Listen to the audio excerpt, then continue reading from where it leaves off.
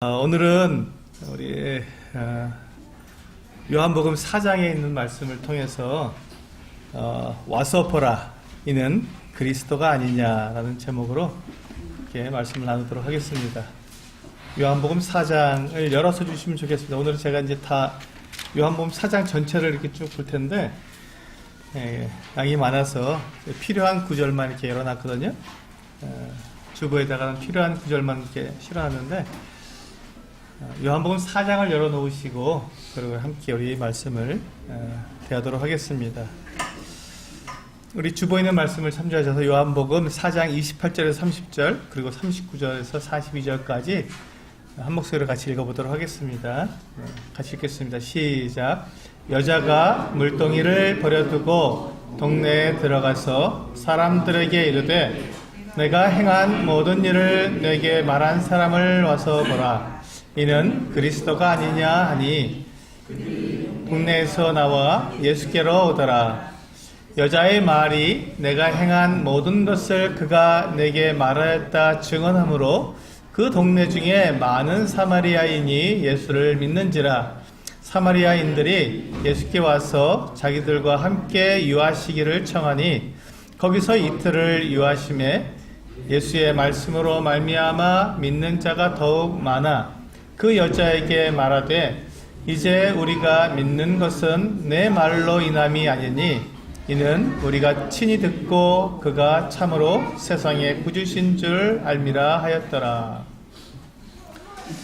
네, 이제 오늘 우리가 이제 곧 있을 복음 집회를 위해서 왜 우리가 복음을 전해야 되는가, 복음을 전해야 되는 이유에 대해서 어떻게 복음을 전할 것인가, 또 이런 부분까지 계속해서 우리는 살펴보고 있습니다.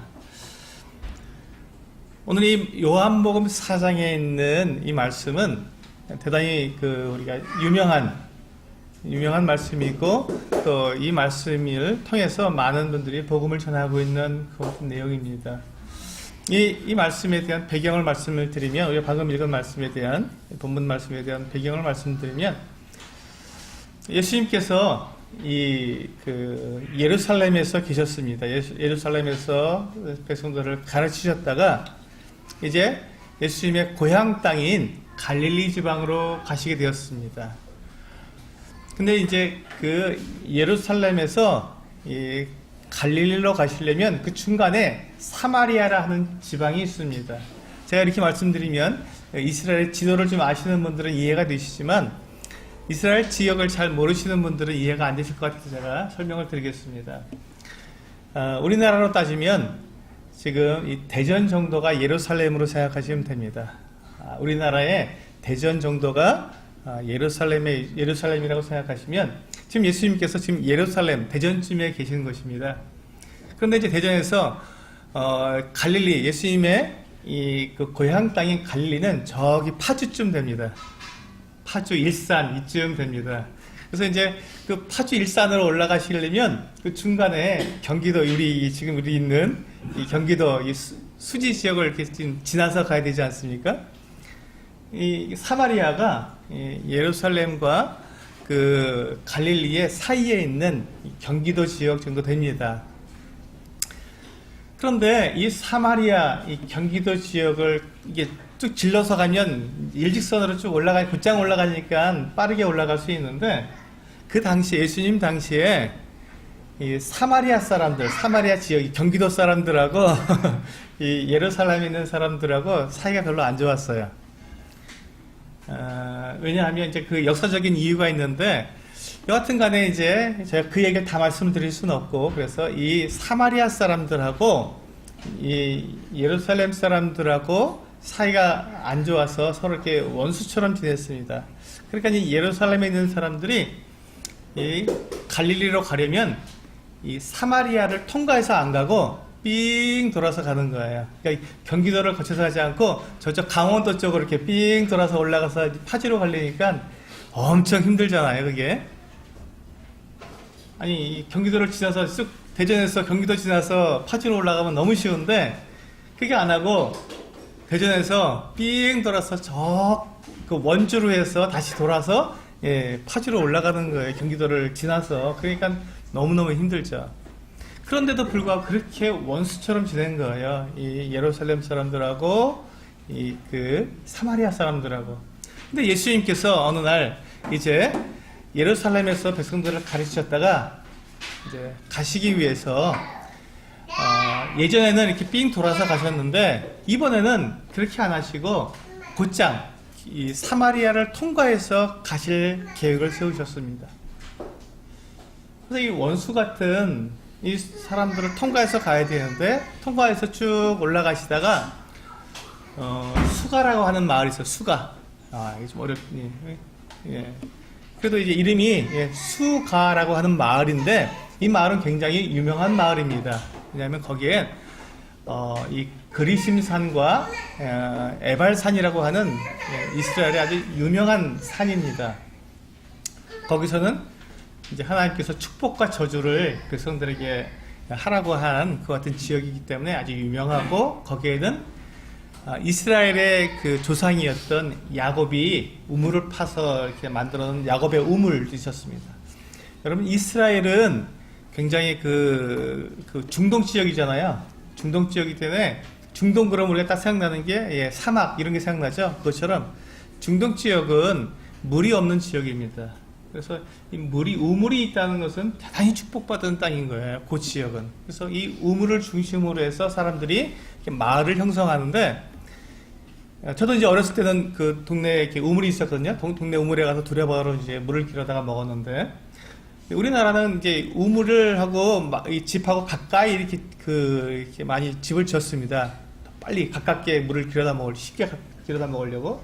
근데 이 이스라엘 지역은요, 이 우물이 있으면 우물 근처에서 집을 짓게 되면 우물이 금방 오염되지 않습니까? 그냥 짐승을 키우니까 양이나 이런 나귀를 키우기 때문에 이게 우물이 있는데 우물 근처에서 집을 지어놓고 거기서 이제 생활하다 보면은 우물이 금방 오염될 수 있어서 일정한 거리를 띄워놓고 깨끗하게 유지하기 위해서 일정한 거리를 띄워놓고 집을 짓습니다. 그러니까 굉장히 좀 멀어요.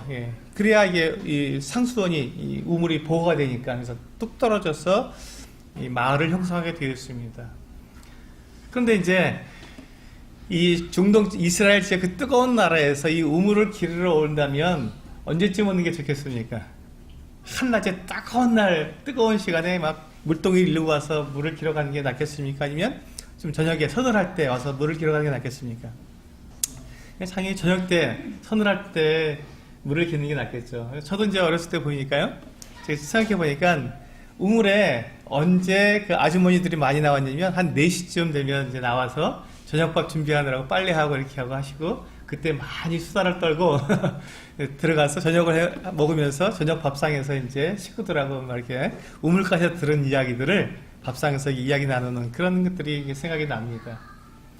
마찬가지로 이 이스라엘 지역도 우물에 한 5시쯤 이제 물을 길러 나옵니다. 5시쯤 이제 물을 길러 나와서 서늘할 때니까 물을 길어서 가는데 그때 아낙네들이 모여서 물을 기르면서 온 동네 이야기, 소문들이 퍼지는 거예요. 이제 그때 듣고 집에 돌아가서 이제 밥상머리에서 이제 이렇게 소문이 퍼지는 것이죠. 그게 이제 우물가의 이야기인데, 근데 예수님께서 이날 이 예루살렘에서 갈릴리 자기 고향 땅으로 이렇게 올라가시는데 사마리아를 거쳐 가시다 보니까 한낮에 걸어가시다가 지치셔서 그 우물이 있는 거예요. 우물가에 아니 수가라고 하는 성에 있는 그 우물가에 앉으신 거예요. 우물가는 아무래도 이렇게 그늘도 있고 하니까 또 물 옆에서 시원하고 하니까 우물가에 앉으셔서 이제 쉬셨습니다. 근데 제가 어렸을 때 우리 동네에 있는 그 우물에는 두레박이 항상 걸려 있었어요. 근데 이 고대 이 이스라엘 지역에서는요, 두레박이 걸려 있지 않았습니다.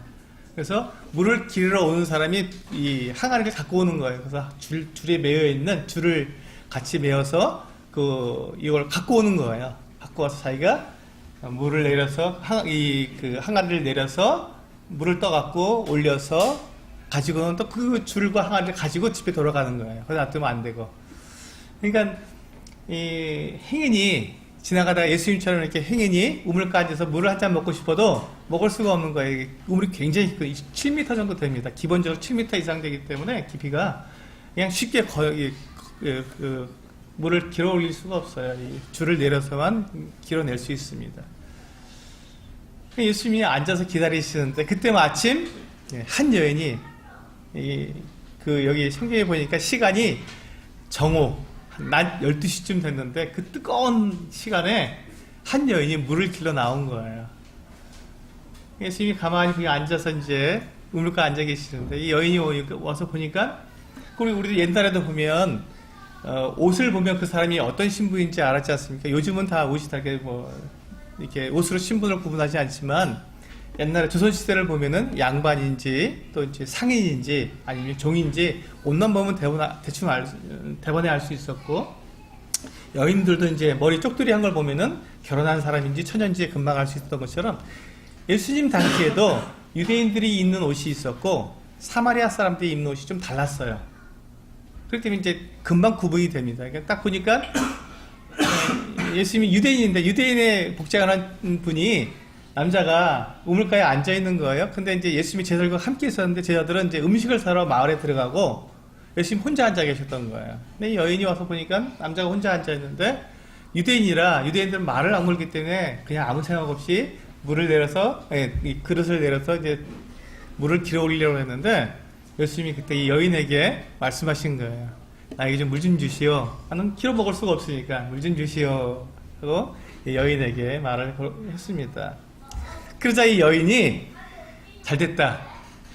평소에 그렇게 유대인들이 우리 사마리아인들을 갖다가 개나 돼지처럼 취급하고 아주 상종 못할 사람들하고 아주 그렇게 면박을 주더만 당신이 목마르니까 나한테 물 좀 달라고 하면서 이제 예수님에 대해서 이제 면박을 준 거예요. 아니 어떻게 유대인인 당신이 이 사마리아인 여인에게 물 달라 하십니까? 하고 그냥 딱 면박을 준 거예요. 그때 예수님께서 이 여인에게 뭐라고 말씀하셨냐면 한번 볼까요? 4장 열어놓으셨으니까요. 요한복음 4장에 보시면 9절과 10절을 보시면 제가 읽어드리겠습니다. 9절과 10절에 보시니까 사마리아 여자가 이르되 당신은 유대인으로서 어찌하여 사마리아 여인인 나에게 물을 달라 하나이까 하니 이는 유대인이 사마리아인과 상종하지 아니하더라. 상종을 안 한 거야. 아예 얼굴도 보지 않아. 그때 예수님께서 10절에서 뭐라고 말씀하시면 예수께서 대답하여 이르시되 내가 만일 하나님의 선물과 또 내게 물 좀 달라 하는 이가 누구인 줄 알았다면 네가 그에게 고하였을 것이요 그가 생수를 너에게 주었을 것이다. 아주 놀라운 말씀하신 거예요. 지금 예수님이 여인에게 물 좀 달라 그래놓고 여인이 어떻게 나한테 물 달라 하십니까? 하고 면박을 주시니까 예수님께서 여인요 당신이 만약에 하나님의 선물로 알았다면 그리고 지금 내가 이렇게 물 달라는데 물 달라는 내가 누군지 알았다면 당신이 나에게 구했을 것이다. 그럼 내가 당신에게 생수를 주었을 것이다. 생수를. 그러니까 이 여인이 이제 하나님의 선물에 대해서는 별 관심이 없고 뭐에 관심이 있겠습니까? 생수에 관심이 있는 거예요. 왜냐하면 한낮에 이스라엘에서 그 뜨거운 이 중동 지역에서 한낮에 물을 길러 온다는 것이 고통 중의 고통입니다. 근데 이 여인이 이렇게 한낮에 서늘할 때 5시쯤 이렇게 물을 길러 오지 않고 한낮에 길러 온 그 사연이 있겠죠. 기구한 사연이 있습니다. 이 여인이 이제 그렇게 자기가 한낮에 물을 길러 올 수밖에 없었던 그 사연 속에서 길러 오는 게 너무너무 힘든 거예요. 근데 한번 생각해 보세요. 이게 집하고 우물하고 떨어져 있는데 그거를 한낮에 많이 길어갈 수가 없잖아요. 물을. 그러니까 조금씩 길어가니까 매일 나올 수밖에 없고 그것처럼 고통스러운 일이 없었던 것이죠. 그 뜨거운 때. 이 여인은 물을 길러 오고 싶지 않은데 물을 길러 늘 와야 되는데 예수님께서 생수를 너에게 줄 것이다 하니까 귀가 활짝 열려버린 것이죠. 아니 생수를 준다고요? 당신은 지금 물 기를 그릇도 없어서 나한테 물 좀 달라 하시놓고 무슨 생수를 줍니까? 하고 이 여인이 다시 한번 예수님에게 면박을 주는 거예요. 아니, 당신은 물 기를 그릇도 없고 이 우물은 굉장히 깊은데 7, 8m 되는 거니까요. 굉장히 깊은데 어디서 그 생수를 얻습니까? 이 우물은요 우리 조상 그 야곱부터 지금 이 예수님 때까지는요 1800년이 지났습니다. 그러니까 이 우물이 몇 년 된 우물이라고요? 1800년 된 우물이에요. 어마어마하게 오래된 우물이죠. 그러니까 이 사마리아 사람들, 특히 수가성 사람들이 그 우물물을 길어 먹으면서 야곱에게 늘 감사했던 거예요. 1800년 전에 이 우물을 파서 우리에게 물을 먹게 해주신 이 우리 조상에게 참 감사하다 하면서 그 우물을 먹고 있었던 거예요. 그러니까 이 야곱이 얼마나 큰 조상입니까? 정말 큰 위인이죠. 그러면서 이 여인이 예수님께 당신이 그 야곱보다 더 큽니까? 물어본 거예요. 그러니까 이 여인은 이 예수님을 평범한 유대인으로 알았기 때문에 그렇게 이제 면박을 주고 이렇게 얘기를 했던 것이죠. 그때 예수님께서 뭐라고 하셨냐면 13절에 보니까 이와 같이 말씀하셨습니다. 예수께서 대답하여 이르시되 이 물을 먹는 자마다 다시 목마르려니와 내가 주는 물을 마시는 자는 영원히 목마르지 아니하리니 내가 주는 물은 그 속에서 영생하도록 솟아나는 샘물이 되리라. 여기서 보시면 예수님께서 이 여인에게 주시고자 하시는 이 하나님의 선물이 있었습니다. 근데 이 선물은요, 지금 우리가 그 여인이 지금 그 야곱의 우물, 그 조상이 파서 1800년 된 이 우물에 와서 그 물을 마시면서 너무너무 기뻐했는데 그 물은 먹으면 또 어떻습니까? 또 다시 목마르잖아요. 또 길러와야 되고 매일매일 길러와야 되는 그 같은 물이었는데 내가 주는 물은 영원히 목마르지 않은 그 속에서 샘솟아나는 그 같은 물이다 하고 말씀하신 거예요. 이게 하나님의 선물입니다. 우리 그 주보에 보시면 에베소서 2장 말씀이 있죠. 에베소서 2장 1절에서 9절 제가 기록해 놨습니다. 같이 한번 읽어보실까요?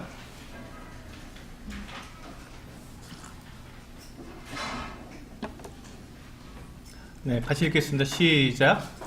그는 흠과 죄로 죽었던 너희를 살리셨도다. 그때 너희는 그 가운데서 행하여 이 세상 풍조를 따르고 공중에 권세 잡은 자를 따랐으니 곧 지금 불순종의 아들들 가운데서 역사하는 영이라. 전에는 우리도 다 그 가운데서 우리 육체의 욕심을 따라 지내며 육체와 마음에 원하는 것을 하여 다른 이들과 같이 본질상 진노의 자녀이었더니 긍휼이 풍성하신 하나님이 우리를 사랑하신 그 큰 사랑을 인하여 허물로 죽은 우리를 그리스도와 함께 살리셨고 너희는 은혜로 구원을 받은 것이라.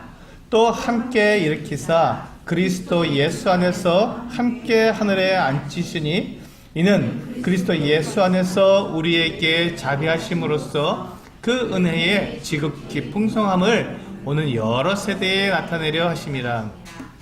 너희는 그 은혜에 의하여 믿음으로 말미암아 구원을 받았으니 이것은 너희에게서 난 것이 아니요 하나님의 선물이라.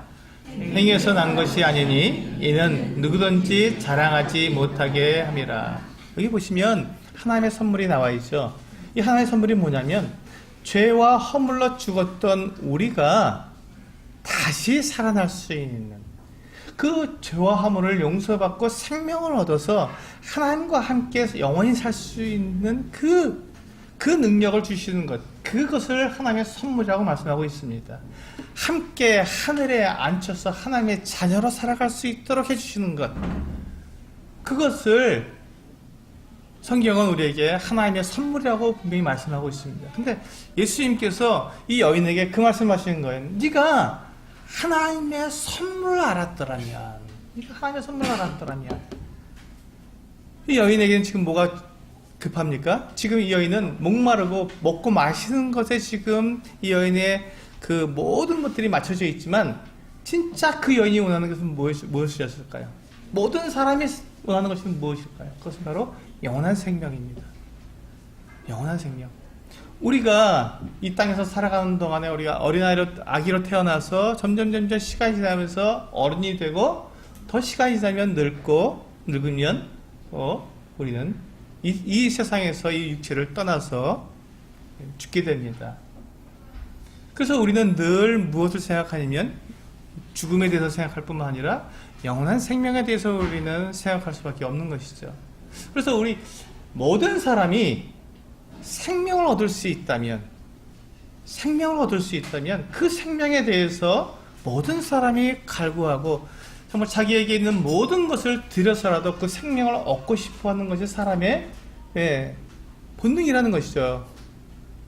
근데 예수님께서 이 여인에게 주고 싶으셨던 것이 바로 그 영원한 생명이었습니다. 그것을 예수님은 뭐라고 말씀하셨다고요? 하나님의 선물이다 라고 말씀하신 거예요. 그리고 이 여인이 또 그것을 하나님의 선물하니까 이 여인이 잘 알아듣지 못하니까 이 여인에게 꼭 필요한 말로 이렇게 바꾸어서 생수라는 단어로 이 여인의 마음을 샀던 것입니다. 그러니까 지금 생수가 생수를 원하지 않느냐, 그것도 영원히 솟아나는, 한 번 마시면 다시는 목마르지 않는, 영원히 목마르지 않는 그 생수가 너에게 필요하지 않느냐 하고 말씀하신 것이죠. 그래서 우리 사람들은 모두가 다 생수가 필요합니다. 한 번 마시면 목마르지 않는 그 생수가 필요합니다. 한번 이 여인을 한번 생각해 볼까요? 이 여인은 지금 자기가 지금 예수님과 함께 이렇게 이야기를 나누면서 이 여인이 자기에게 힘이 있다고 생각했던 거예요. 이 여인이 갖고 있던 힘은 뭘까요? 이 여인이 갖고 있던 힘, 그것은 두레박이라고 하는 힘입니다. 자기가 두레박을 갖고 있으니 당신이 지금 목이 마르면 나한테 부탁해야 되고, 내가 물을 길어서 올려서 당신에게 나눠줘야 당신은 이 물을 마실 수 있으니 당신은 지금 나한테 잘 해야 됩니다. 고분고분해야 합니다 하고 자기가 힘을 가졌다고 이야기하는 거예요. 그래서 막 면박을 주는 거예요. 평소에 유대인들에게 자기가 모욕을 당하고 멸시당했던 그것을 갚아주느라고 힘이 있다는 것이죠. 그 작은 힘, 그 힘이 뭡니까? 물이라고 하는 힘입니다. 이 여인이 가질 수 있었던 힘, 물이라고 하는 힘입니다. 또 어떤 사람은요, 돈이라고 하는 그 힘을 가지고 사람들을 그렇게 막 쥐어짭니다. 사람들을 이렇게 억누르려고 합니다. 어떤 사람은 권세, 지위라고 하는, 명예라고 하는 것들 가지고 다른 사람을 막 누릅니다. 내가 누군지를 알아? 하면서 그렇게 사람들 앞에서 자기의 힘을 자랑하려고 합니다. 이 예수님 앞에서도 여인이 했던 것처럼 말이죠. 그러면서 우리는 그것을 통해서 내가 뭔가 좀 이루어진 사람처럼 보이려고 하는 것이죠. 근데 예수님께서는 그 여인, 예수님께 지금 이렇게 면박을 주면서 힘을 과시하는 이 여인이요, 당신이 지금 당신 자신이 누군지를 알고 또 당신과 얘기하면 내가 누군지를 알았다면 당신이 나한테 구했을 것이다. 그리고 나는 당신에게 무엇을 주셨을 것이라고요? 진짜 당신이 원하는 것, 정말 당신이 원하는 그 하나님의 선물, 그것을 내가 당신에게 주었을 것이다. 그것을 당신이 이 하나님의 선물을 잘 알아듣지 못하니 내가 생수라는 말로 당신에게 얘기해 주겠다. 당신에게 꼭 필요한 것, 당신 속에서 영원히 목마르지 않고 그 속에서 솟아나는 샘물, 바로 그걸 당신에게 주겠다. 우리 모두는 무엇인가를 원하고 있습니다. 근데 그것이 정말 내가 원하는 것이 진정한 가치가 있는 것인지 그렇지 않은 것인지 우리는 생각해 봐야 한다는 것입니다. 지금 예수님께서 이 여인에게 생수라는 말로써 이 여인의 가치관을 뒤흔들어 놓은 것입니다. 이 여인은 지금 우물물을 가지고 이 행로에 지친, 피곤한, 이 뜨거운 한낮을 걸어오신 예수님, 유대인을 향해서 당신 목마르지? 내가 물을 줄 수 있지만 당신 나한테 잘해야 돼 하면서 그 물로 이 권력을 삼아서 이 예수님을 지금 면박을 주고 있었는데, 자기가 우위를 점하려고 했었었는데, 예수님은 그 여인에게 당신이 지금 그 물 가지고 한번 마시고 또 목마른 그 물 가지고 지금 이렇게 당신이 힘을 가지려고 합니까? 그것이 진짜 힘이 거기는 있지 않습니다. 진짜 힘은 어디에 있습니까? 진짜 가치는 어디에 있습니까? 영원한 생명에 있다는 것입니다. 하나님이 주시려는 그 영원한 생명, 하나님이 주시는 그 내 속에서 솟아나는 그 샘물, 진짜 생명, 그것이 진짜 가치 있는 것이지 이 물, 이거는 먹으면 또 목마릅니다. 진짜 가치가 무엇에 있는지 당신은 생각해야 합니다 하고 예수님께서 그 여인에게 진짜 가치에 대해서 생각해 보도록 말씀해 주신 것입니다. 이 여인이 깜짝 놀란 거예요. 자기는 지금 이 물을 가지고 권세를 부리려고 했는데 예수님이 더 가치 있는 것을 내가 너에게 줄 수 있다고 얘기하니까 이 여인이 힘을 잃어버렸습니다. 여러분, 이게 지금 우리가 가지고 있는 것들입니다. 우리가 예수 그리스도를 믿고 우리가 영원한 생명을 가지고 있고 그 복음을 안다는 것이 이 세상 그 누구도 알지 못하고 정말 사람들이 그렇게 찾기를 원하는 참된 진리요, 사람들이 그렇게 얻기를 원하는 생명이라는 것입니다. 예. 그러니까 우리는 그 가치를 알아야 되는 거예요. 어떤 사람들 우리를 향해서 네가 지금 나는 이렇게 돈이 이렇게 많다라고 우리에게 말하면서 돈으로 우리에게 군림하려고 하면 우리는 그 권세 우리가 눌릴 수 있습니다. 왜? 우리는 육체를 가지고 있으니까. 그런데요, 진짜 가치가 돈에 있습니까? 사람의 생명이 돈에 있습니까? 그렇지 않다는 것입니다. 사람의 생명은 어디에 있다고요? 하나님께 있습니다. 하나님의 선물에 있습니다. 그러니 우리는 참된 가치를 알고 그 참된 가치를 가지고 사람들에게 그 가치를 나눠줄 수 있는 사람이 되어야 한다는 것이죠. 이게 예수님께서 우리에게 지금 보여주시는 것입니다. 여인에게 지금 하시는 거예요. 참된 가치가 무엇인지 아십니까? 하고 여인에게 얘기해 준 것이죠.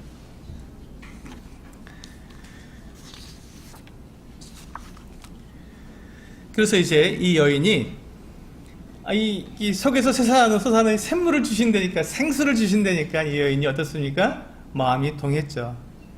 주여, 보세요. 몇 절입니까 그게? 네, 15절에 나와 있죠. 15절에 여자가 이르되 주여, 이제 말이 바뀌었습니다. 주여라고, 아주 높여입니다. 아주.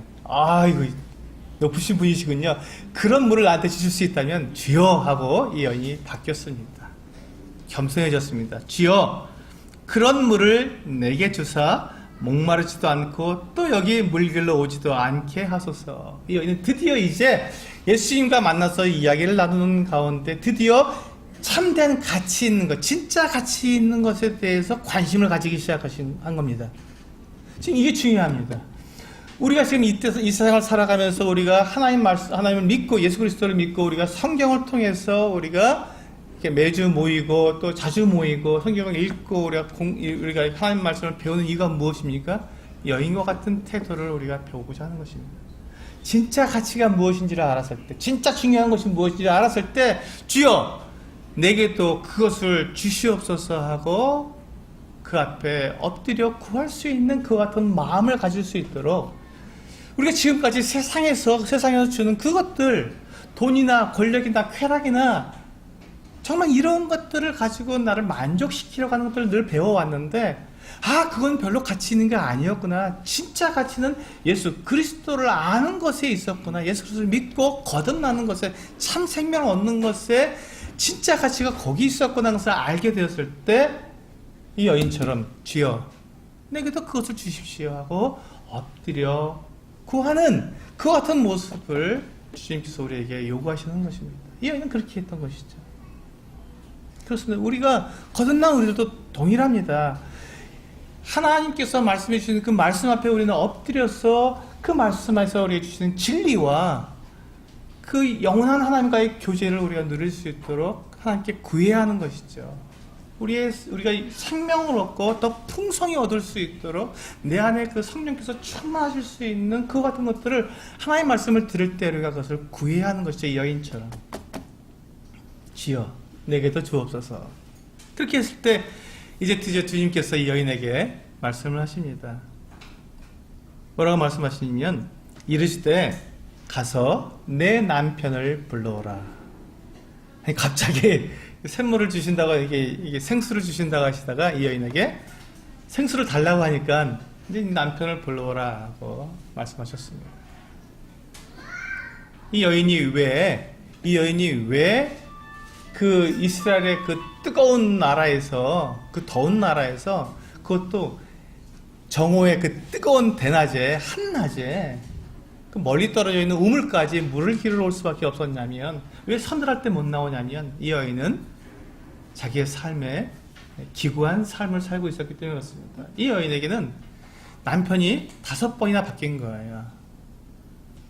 결혼하고 뭐 사별할 수도 있겠죠. 하지만 이혼할 수도 있었겠고, 아니 그 같은, 그러니까 이 안정된 가정을 이루지 못하고 계속 가정이 이렇게 바뀌게 되는, 남편이 바뀌게 되는 그런 어떤 기구한 운명을 살았습니다. 이 생각만 해도 이 여인이 얼마나 참 비참한 삶을 살았을지 우리가 그냥 짐작할 수 있습니다. 그런데 이 여인이 뭐라고 대답하냐면, 이 주님께서 가서 내 남편을 불러와라 하니까, 주여 내게는 남편이 없습니다 라고 둘러댔겠죠. 근데 예수님께서 뭐라 하셨냐면, 맞다, 네 말이 맞다. 네가 지금까지 남편을 5을 두었으나 지금 있는 사람도 네 남편이 아니다 하고, 예수님께서 이 여인이 지금 어떠한 삶을 살아왔는지를 그냥 바로 말씀해 주신 거예요. 예수님 다 아시니까, 그 여인이 누군지 아시니까, 어떤 삶을 살아왔는지 아시니까. 이 여인이 그 이야기를 들었을 때 너무 깜짝 놀란 거예요. 너무 깜짝 놀란 겁니다. 그래서 뭐라고 고백하냐면, 19절에 보니까 여자가 이르되 주여 내가 보니 선지자이십니다. 드디어 이제 이 여인이 평범한 유대인으로부터 나에게 뭘 좀 주실 수 있는 좀 높은 사람으로부터 이제 선지자까지 이 여인이 예수님에 대한 그걸 바꾸기 시작했습니다. 근데 예수님이 선지자이십니까? 아닙니다. 예수님은 선지자 그 이상의 하나님의 아들이시죠. 이 여인이 선지자까지 올라왔지만 여기서 끝나면 안 되는 것이죠. 근데 지금 이제 이 여인에게 주님께서 가서 내 남편을 불러오라 하실 때, 예수님께서 왜 그렇게 말씀하셨냐면, 주님은 사람의 마음속에 무엇이 있는지 너무 정확히 아시기 때문에 그렇습니다. 그런데 우리는 지금 이 여인이 예수님께 뭐라 하냐면, 주여 내게는 남편이 없습니다 라고 말한 것처럼 내 안에 있는 문제를 교묘하게 가리고 아무 문제 없는 것처럼 우리는 숨기고, 그렇게 우리는 깨끗한 모습으로 나타내려고 하는 것이죠. 그러다 보니까 뭐가 됩니까? 내가 어떠한 문제가 있는지를 내놓지 못하기 때문에 주님께 주시는 하나님의 그 선물, 영원한 생명, 그것을 받지 못하는 거예요. 영원한 생명을 얻기 위해서는 나에게 어떠한 문제가 있는지, 내가 왜 그 생명을 얻지 못하는지를 내가 정확하게 알고 그 문제가 해결돼야 되는데, 그것이 해결되지 않은 상태에서 그냥 당장 그 생명만 달라고 하니까 하나님께서는 그렇게 줄 수 없으신 것이죠. 왜냐하면 이 여인이 만약에 생수를 예수님께서 그래 하고 그냥 바로 생수를 주셨다면, 그럼 맛보고는 이 우물물하고 뭐 별 차이 없네 이렇게 되면 어떻게 됩니까? 주님이 주시는 그 영원한 생명인 그 영원한 생수를 발로 밟고 무가치한 것으로 여기고, 나 그냥 우물물 기르러 올래 이렇게 할 수도 있는 것입니다. 많은 사람들이 지금 그렇게 하기 때문에 그렇습니다. 우리 주위에 많은 사람들이 그렇게 하고 있지 않습니까? 예수 그리스도께 주시는 그 영원한 생명에 대해서 듣고, 예수 믿으면 구원받는데, 그 얘기를 듣고, 그래? 예수 믿지 뭐. 그래 놓고 예수 믿어야 뭐 별거 없네, 똑같네. 그리고는 어떻게 합니까? 그냥 버리고 떠나가는 사람들이 참 많습니다. 한때는 예수님 믿었다고 막 정말 감사하다고 찬양하고 막 큰 소리로 정말 예배하고 막 이랬던 분들 중에서 몇 년 하다 보니까 이거 뭐 구원받은 거나 한 번에 똑같네 하고는 떠나간 사람들이 많이 있습니다. 왜 그렇습니까? 지금 예수 그리스도께서 이 여인에게 하신 이 그의 진짜 문제를 해결하지 않은 채로 그냥 그 생수만 달랑 얻었기 때문에 그런 일이 일어나는 것입니다. 이 주님께서 이 여인에게 말씀하십니다. 가서 내 남편을 불러와라. 이 여인이 자기 안에 있는 그 문제, 자기가 어떠한 삶을 살아왔는지 그 문제를 내려놓고, 참으로 내가 죄악된 삶을 살아왔구나, 나는 정말 이 문제가 있는 사람이라는 것을 드러낼 수 있도록 주님께서 그렇게 말씀하신 것이죠. 우리 보시면 우리 모든 사람들에게 무슨 문제가 있습니까? 여인에게만 문제가 있습니까? 그렇지 않습니다. 우리 모두에게 다 문제가 있습니다. 지금 한번 생각해 보세요. 지금 이 여인이 그 사마리아 그 수가 마을에 살고 있는, 수가 마을에 살고 있는 이 여인이, 이 수가 마을 사람들이 이 여인을 어떻게 했습니까? 손가락질 했습니다. 저렇게 남편을 5씩이나 바꾼 여인, 지금도 지 남편이 아닌, 정상적인 남편이 아닌 다른 남자가 살고 있는 이 여인 손가락질 하고 있는 것입니다.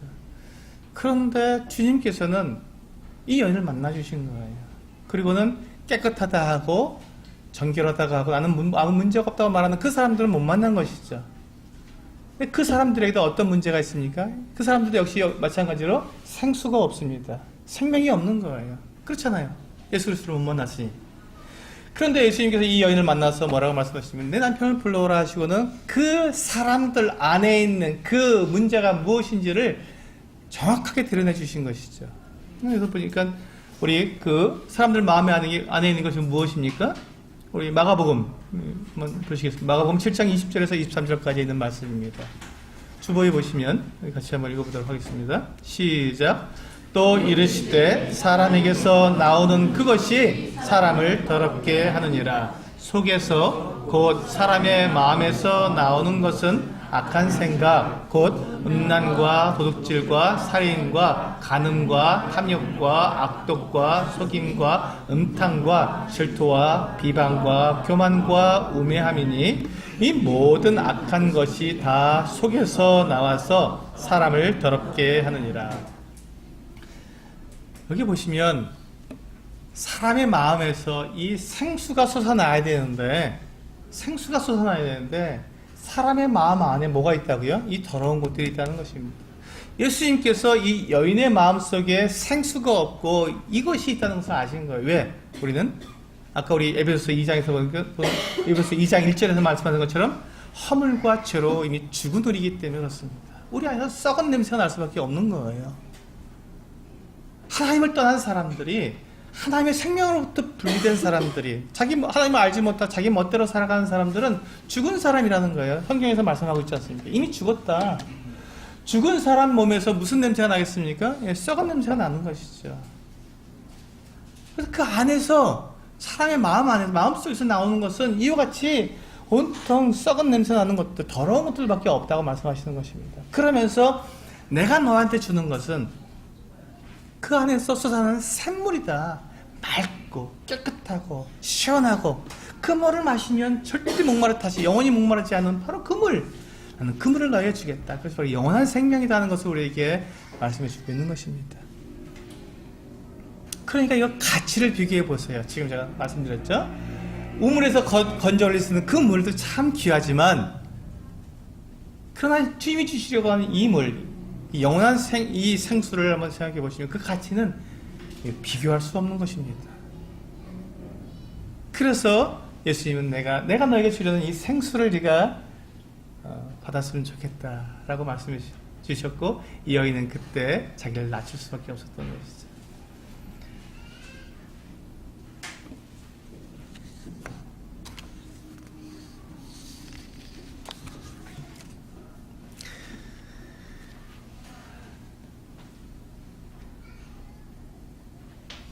이 여인이 자기가 이 생수를 사실은 구하고 싶었지만 자기가 생수를 어디서 얻으려고 한 거예요?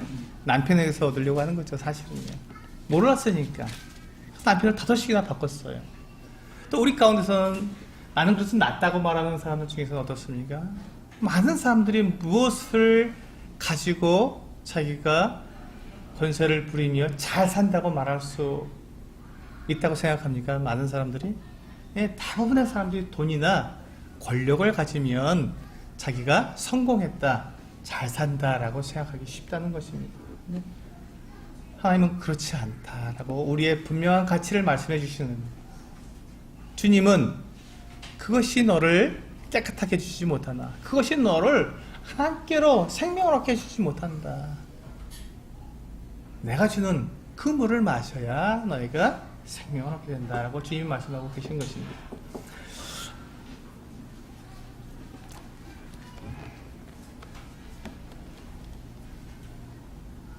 한번 생각해 보세요. 이 여인이 그런데 문제가 생겼죠. 이제 생수를 얻어야 되는데 남편을 불러오라 했으니 이 여인이 자기가 그 죄인이라는 것을 드러내야 되는데 어떻게 할 수 있겠습니까? 자기가 그 더러운 죄인이라는 것을 이 사람이 안다면 자기에게 생수를 안 줄 텐데 하는 생각을 가질 수도 있지 않습니까? 근데 이 여인은 이미 자기 스스로 그 같은 자기의 삶을 되돌릴 수 있는 능력이 없습니다. 우리 가운데 그 누구도 내가 지금까지 살아오면서 내가 지금까지 했던 모든 것들을 깨끗하게 바꿔놓을 수 있는 그런 능력 있는 사람이 단 한 사람도 없습니다. 그렇기 때문에 우리는 모두가 다 구제불능이 된 것이죠. 그래서 우리 하나님 말씀 예레미야서에 보시면 예레미야 13장 23절 같이 읽어보시겠습니다. 예레미야 13장 23절 시작. 구스인이 그의 피부를 표범이 그의 반점을 변하게 할 수 있느냐? 할 수 있을진데 악에 익숙한 너희도 선을 행할 수 있으리라. 여러분 구스인이라는 사람이 어떤 사람들이 흑인마다 흑인 아프리카의 흑인들을 구스인이라고 부릅니다. 흑인이 자기 피부를 하얗게 만들 수 있을까요? 없습니다. 결코 불가능합니다. 표범 그러면 반점 있지 않습니까? 아주 멋진 반점이 있는데 표범이 노력하면 예, 그 반점이 줄무늬로 바뀔 수 있을까요? 호랑이 줄무늬로? 아니면 사자처럼 아무 무늬가 없는 흰 갈기를 가질 수 있을까요? 그렇지 않습니다. 표범은 그 반점을 결코 없앨 수가 없는 것이죠. 표범이기 때문에. 구스인이 흑인이기 때문에 그 피부를 하얗게 할 수가 없는 것입니다. 그러면 죄인은, 죄를 짓고 살아온 우리는 그 죄를 무엇으로 씻을 수 있을까요? 씻을 수 없다는 것입니다. 그래서 우리 그 다음 구절, 예레미야서 2장 22절 같이 읽어보겠습니다. 시작. 주 여호와의 말씀이니라. 내가 잿물로 스스로 씻으며 내가 많은 비누를 쓸지라도 내 죄악이 내 앞에 그대로 있으리니. 비누로 아무리 나를 깨끗하게 씻어도요, 내 죄를 깨끗하게 할 수 없다는 것입니다. 양잿물을 아무리 나 뒤집어 써도요, 내 죄악을 내가 어떻게 할 수 없다는 것입니다. 그러니 여인이 그 생수를 얻기 위해서 어떻게 해야 합니까? 그래서 예수님께서 말씀하시는 것입니다. 그래서 여인의 그 문제를 알고 그 문제를 해결해 주시기 위해서 주님은 그것을 말씀하신 건데 내 남편을 불러오라고 말씀하신 것이죠.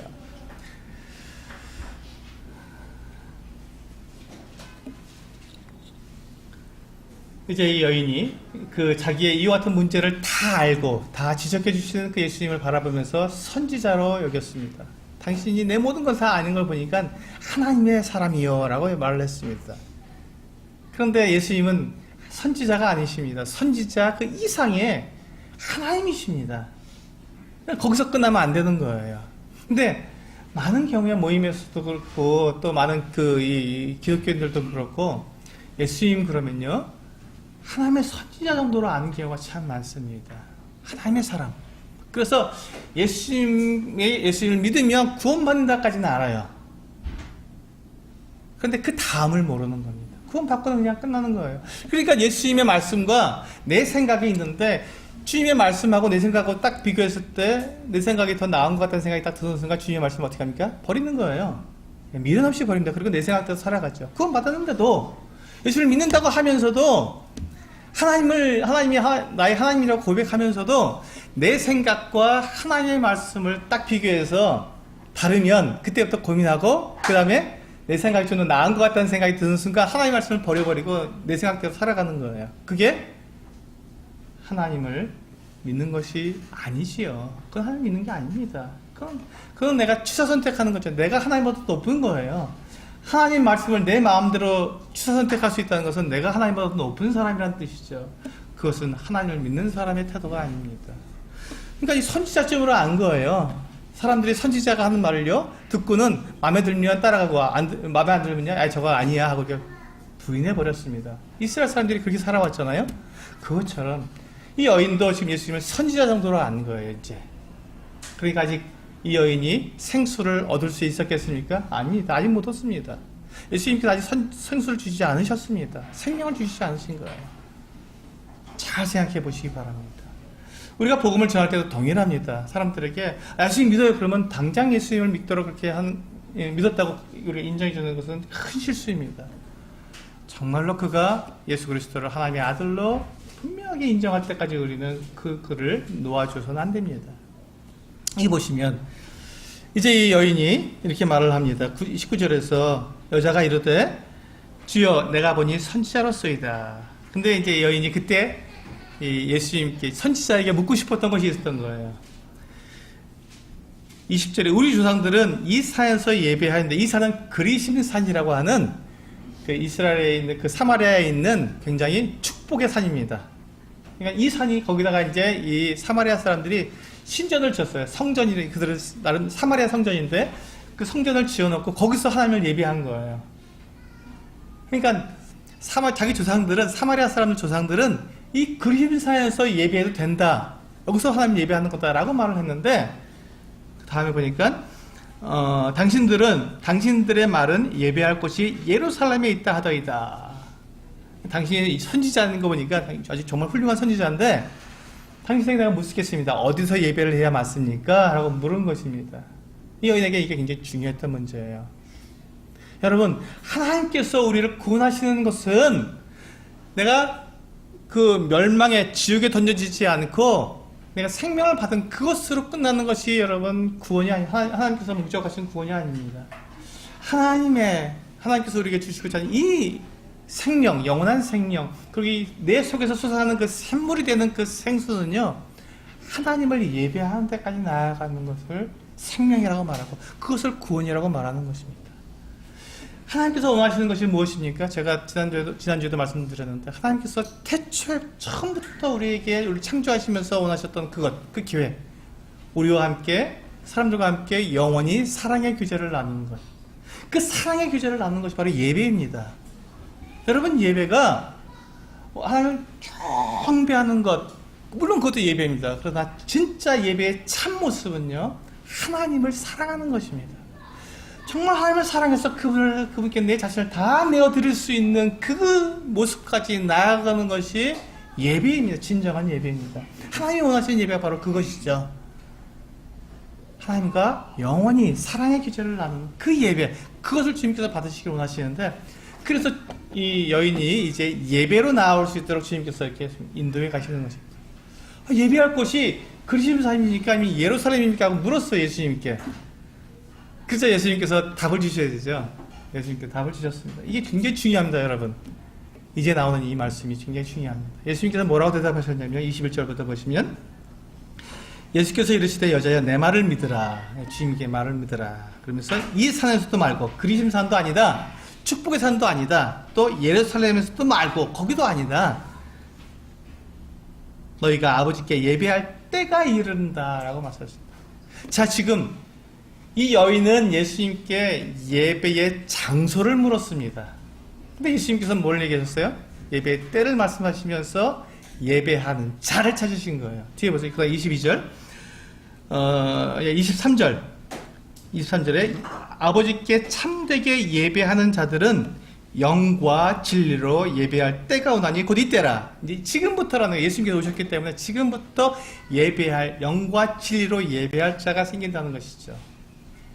지금 이 여인은 그리심산에서 예배해야 예배자가 됩니까? 아니면 예루살렘에서 예배해야 예배자가 됩니까? 라고 물었는데, 주님은 아니다, 장소가 중요한 게 아니라 그 사람이 중요한 것이다 라고 말씀하신 거예요. 하나님과의 관계가 중요한 것이다. 하나님께 영과 진리로 예배할 수 있는 그 사람이 중요한 것이지, 예루살렘에서 예배한다고 해서 영과 진리로 하는 것이 아니고, 그리심산에서 예배한다고 영과 진리로 예배하는 것이 아니다. 장소가 아니라 관계다라고 말씀하십니다. 예배는 여러분 장소가 아니라 관계입니다. 내가 하나님과 어떤 관계에 있느냐, 그것이 중요한 것이죠. 그래서 24절에 보시면, 하나님은 영이시니 예배하는 자가 영과 진리로 예배할지니라. 이게 중요한 거예요. 하나님께서는요, 이 예배하는 자, 영과 진리로 예배하는 자를 찾으시는 거예요. 우리가 어떤 장소에 가서 예배드리는 것이 아니라, 하나님은 그렇게 하나님과의 관계를 맺고 있는 그 사람을 찾으시는 것이죠. 그게 예배니까요. 그게 예배니까.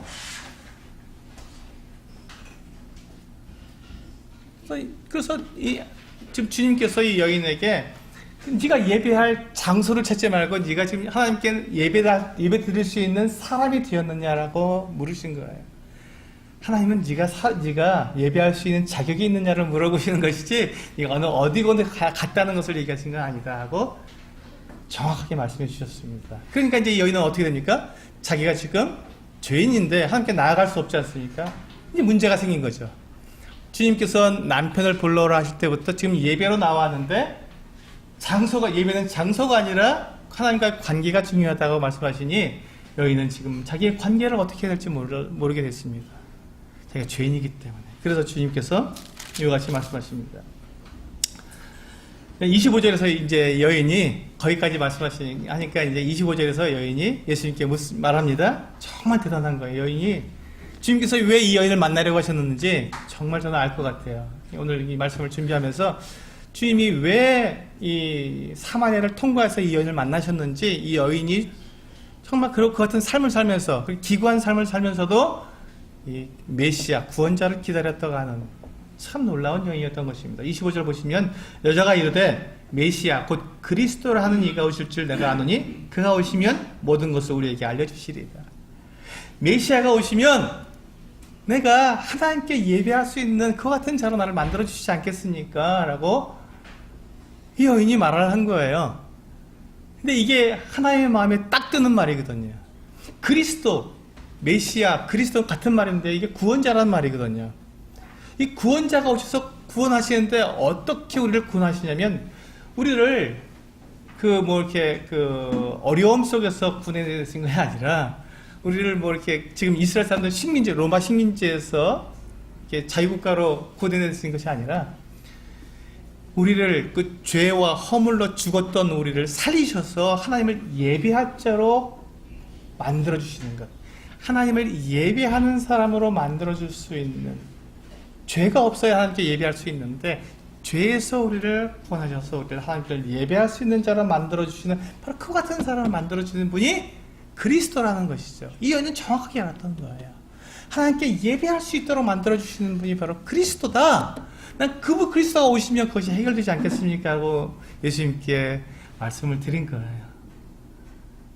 그러니까 예수님께서 뭐라 하십니까? 26절에서 예수께서 이르시되 내게 말하는 내가 바로 그다. 내가 바로 그리스도다. 네가 지금 기다리고 있는 그 메시아 그리스도가 바로 나다 하고 정확하게 예수님께서 여인에게 말씀해 주셨습니다. 자, 이제 이 여인은 생수를 얻었을까요? 못 얻었을까요?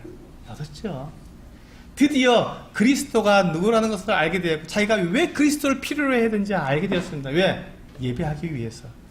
하나님을 예배하는 자가 되기 위해서 죄에서 그 썩은 냄새가 나는 썩은 모든 짓을 마음속에 풍겨내는 것이 아니라 그 모든 것들을 버리고 속에서 솟아나는 샘물을 얻어서 그 생수를 가지고 하나님께 나아가서 예배할 수 있는 자가 되는 그 놀라운 은혜를 그리스도를 통해 자기가 얻게 되는데 내 앞에 계신 그분이 바로 그리스도네.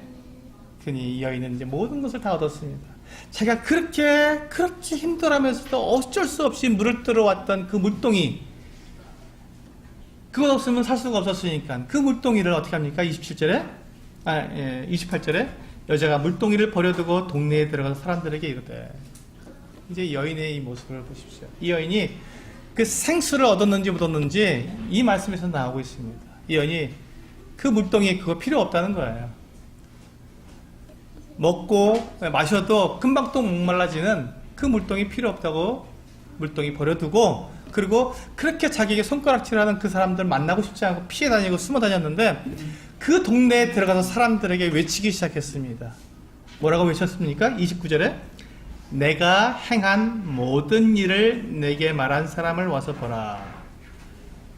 부끄럽습니다. 그렇죠? 자기가 부끄러워서 피해 다녔는데 내가 했던 그 모든 일들을 이분은 다 압니다. 이분이 정말 그리스도가 아니겠습니까? 라고 사람들에게 외친 거예요. 이게 전도입니다.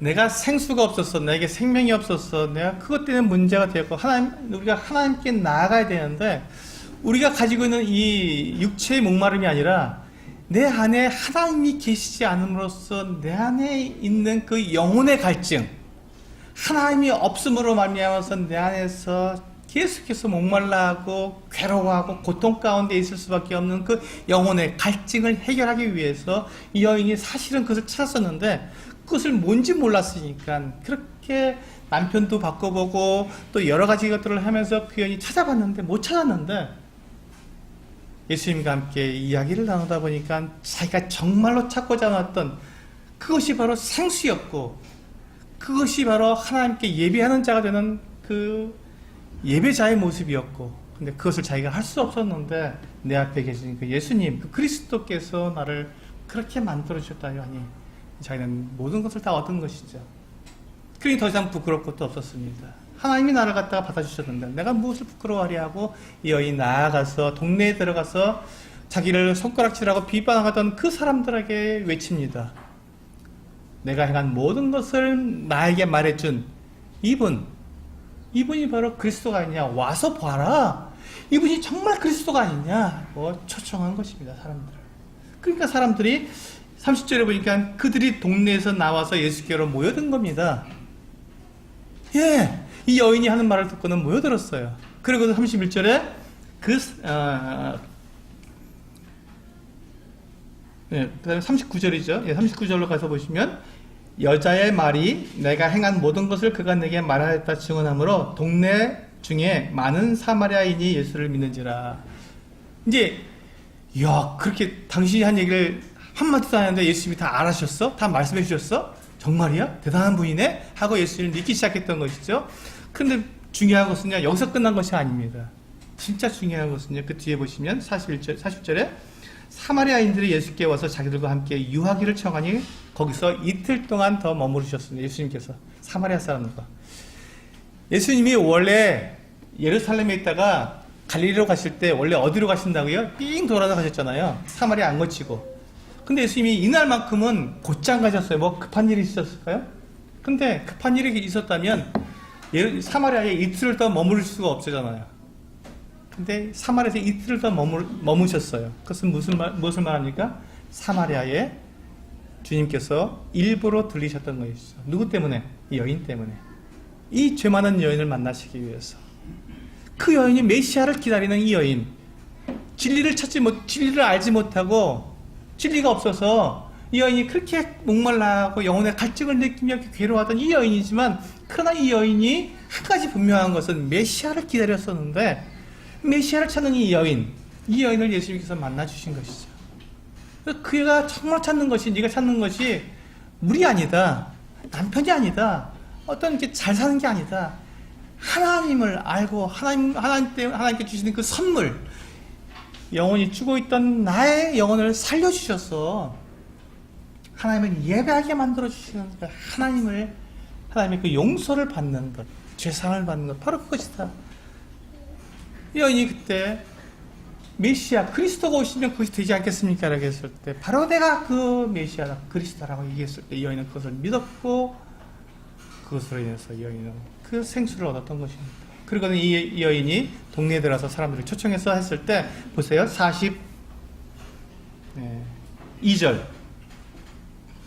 그 여자에게 말하되 이제 우리가 믿는 것은 내 말로 인함이 아니니 이는 우리가 친히 듣고 그가 참으로 세상의 구주신 줄 알미라 하였더라. 이게 전도입니다. 이게 전도입니다. 전도는요, 이 여인이 자기의 모든 것들을 자기가 경험한 것을 사람들에게 알려서 누구를 전했습니까? 예수 그리스도께 나아보라고 초청했습니다. 그리고는 사람들이 나와서 예수 그리스도를 만나서 예수님을 향할 수 있도록 자기의 간증을 통해서 예수님을 향할 수 있도록 만들어줬습니다. 그리고는 이 여인이 이제 빠졌습니다.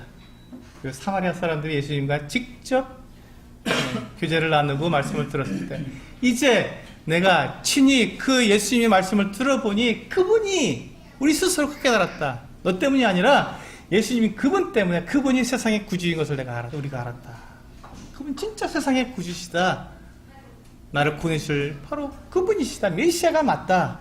네 말 때문이 아니라 그분이 자체가 구주시라는 걸 이제 알았다라고 마을 사람들이 고백을 한 것입니다. 얼마나 놀랍습니까? 얼마나 놀랍습니까? 우리가 복음을 전하는 이유가 무엇입니까? 우리가 전도 집회를 하는 이유가 무엇입니까? 바로 그분. 이 사마리아 여인처럼 내가 얻은 그 생수, 내가 얻은 그 영원한 생명, 내가 발견한 그 예수 그리스도, 그분이 바로 하나님의 아들이시라는 것을 내가 깨닫고 내가 구원을 받게 되었는데, 그것을 사람들에게 와서 보라, 와서 보라.